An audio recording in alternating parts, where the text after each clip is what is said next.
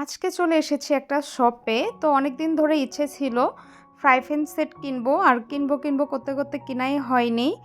আজকে ফাইনালি কিনেই ফেললাম। তো চলে এসেছি আমি আমাদের বাসার এখানে একটা শপ ছিল, ওই শপে চলে এসেছি। চেয়েছিলাম অনলাইনে কিনবো, তো ভাবলাম অনলাইনে না কিনে বাসার এখান থেকে দেখে শুনে পরেই কিনি। তো এটা হচ্ছে আমাদের বাসার এখানে একটা শপ ছিল। আশেপাশে কিন্তু আরও কয়েকটা শপ আছে। তো আমি এখানে এসেছি।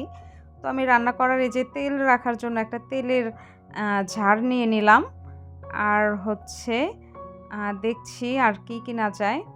তো মোটামুটি এখানে হচ্ছে ফ্রাই প্যান সেটটাই কিনবো। তার ভিতর আরও অনেক কিছুই পছন্দ হয়ে যাচ্ছে। আসলে মেয়ে মানুষই বুঝে এমন। মার্কেটে আসলে বা যেকোনো কিছু কেনাকাটা করতে গেলে একটা কিনতে গেলে দেখা যায় যে আরও অনেক কয়েকটা কেনাকাটা হয়ে যায়। আমিও কিন্তু ব্যতিক্রম না। আমি কিনতে এসেছি একটা, কিন্তু এখানে আমি যেটা দেখছি আমার মানে ওইটাই কিনতে ভালো লাগছে। আসলে কেনাকাটা এটা একটা নেশা ধরতে গেলে। তারপর এখানে পাপোশগুলো দেখছিলাম। আসলে পাপোশগুলো কিন্তু আমার খুবই ভালো লেগেছে। বিশেষ করে আ এই গ্রিন কালারটা ব্লাক গ্রিন মিক্স করা এটা ভালো লেগেছে। তারপর এগুলোও দরকার ছিল। তো এখানে এটার অনেক দাম চাচ্ছিল দেখে আমি আর এটা নিলাম না। তারপর এখানে বাচ্চার অনেক খেলনার জিনিস আছে। মোটামুটি সবটা মোটামুটি বড়। আর এখানে সব ধরনের জিনিস পাওয়া যায় A to Z। তারপর এখানে হচ্ছে ফ্রাই প্যান সেটটা কিনলাম। কিনে এখানে টাকা দিয়ে দিচ্ছি। আসলে টাকা দিতে মায়া লাগে, কিন্তু কিনতে কোনো মায়া লাগে না। তো কেনাকাটা শেষ, এখন বাসায় চলে যাচ্ছি। বাসায় এসে কিন্তু ফ্রাই প্যান সেটটা আবার আমি খুলছি। আপনাদের সঙ্গে শেয়ার করার জন্য আসলে কি কালার কিনলাম, কেমন কিনলাম, কেমন হয়েছে সবাই কিন্তু কমেন্টসে জানাবেন। আমি কিন্তু ফার্স্টে আমার ওই রুমে খুলেছি, খুলে আমরা সবাই দেখেছি। দেন এখানে হচ্ছে আবার আপনাদের সঙ্গে শেয়ার করছি। তো আপনারা ভাববেন সব দেখালাম অথচ কি কেনাকাটা করলাম সেটা দেখালাম না, কেমন না? তো আপনাদের সঙ্গেও শেয়ার করছি। আসলে যেহেতু আপনারা আমার ভালো লাগার ভালোবাসার মানুষ, তো এখানে হচ্ছে আমি কিনেছি, পুরো সেটটাই কিনেছি। এখানে ছিল আরও প্যাকেটে ছিল, এগুলো বের করি। আসলে না বের করে আর কি দেখানো শুরু করছিলাম। এই যে, এই যে মানে ৪ টা ছিল। আমি কেন জানি এই নন স্টিকের জিনিসগুলোতে রান্না করে মজা পাই না। নরমালি আমরা যে পাতিলগুলোতে রান্না করি ওগুলোর মতো আসলে এগুলোতে ওইভাবে মজা হয় না।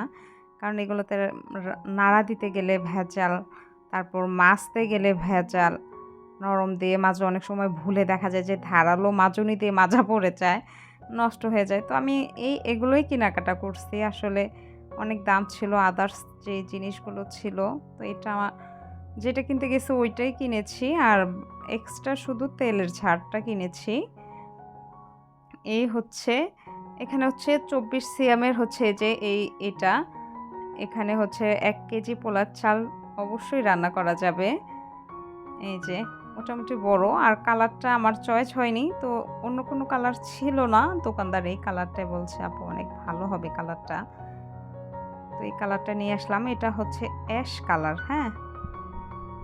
তারপর হচ্ছে এখানে মাছ ভাজার যে প্যানটা, এটাও হচ্ছে এই প্যানটাও হচ্ছে ২৪ সিয়ামের।